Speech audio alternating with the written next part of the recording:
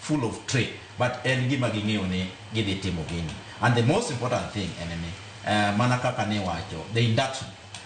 Gima dwarore ne this commission en ni nyaka koro timne gi gima iluongo ni comprehensive induction.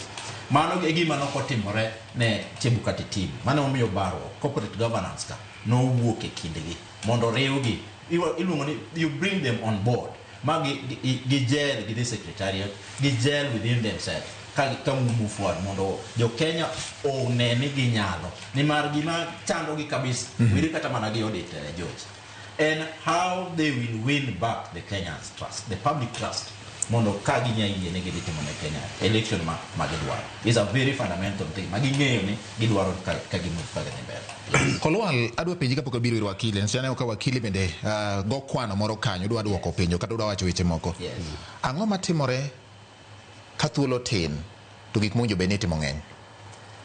Ing'eyo ni everybody nigi strategy ma otimo godo. Gima jo commissioners gi nyaka team sana nyaka gi team the evaluation magi wuog ni what are the priority areas mondo wabed gi election